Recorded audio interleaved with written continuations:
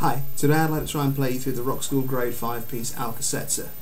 This is a rockabilly style guitar piece, and it's important to understand from the get-go that this is essentially a 12-bar blues in the key of G.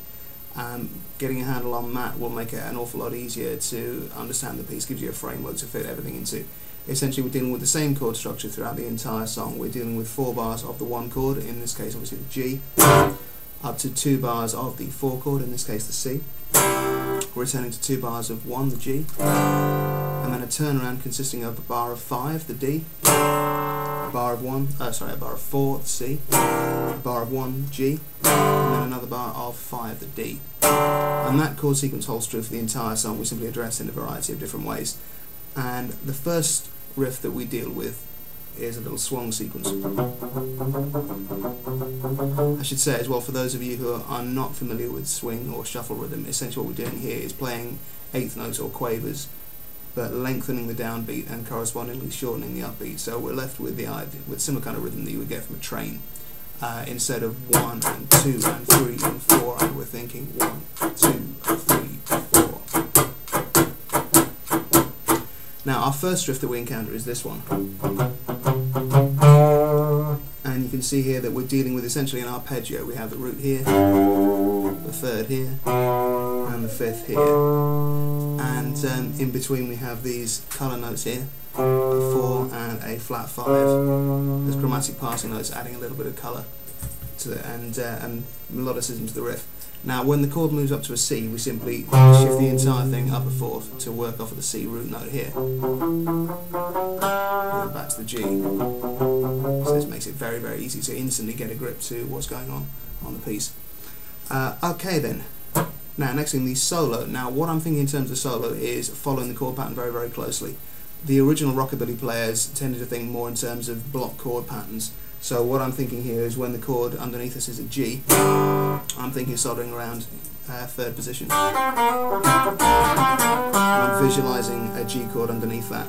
Same thing as the chord moves up to C, same ideas, but moved up a fourth.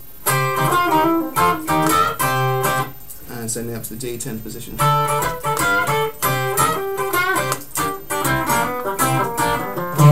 And what I'm trying to do is steer clear away from anything like wide bends, any kind of shreddy legato, sweep picking, tapping, any of those kind of ideas, because they really don't belong in this kind of stuff. It's not authentic, it's not stylistically appropriate. A lot of the original rockabilly guitar players would have 13 gauge strings on them, no wound Gs, all those kind of things, which kind of precludes those sort of high-tech techniques. Also, I'm using a moderately overdriven tone. I have the little Black Star HT5 just out of shot. With a very moderate overdrive setting, just to give a little bit of body to a clean sound. And pardon me. And I think this gives us something a little bit closer to what the original rockabilly guys would have been dealing with. Okay, so let's play through this. Alka Setzer. 1, 2, 1, 2, 3, 4.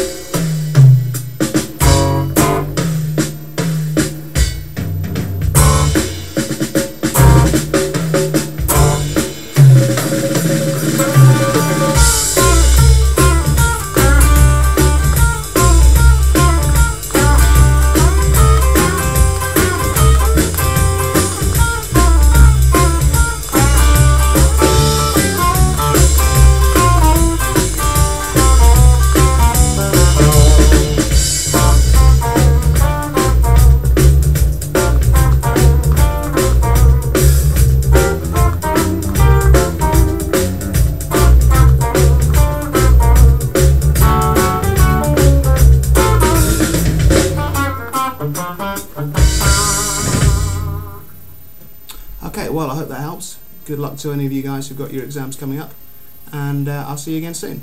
Thanks.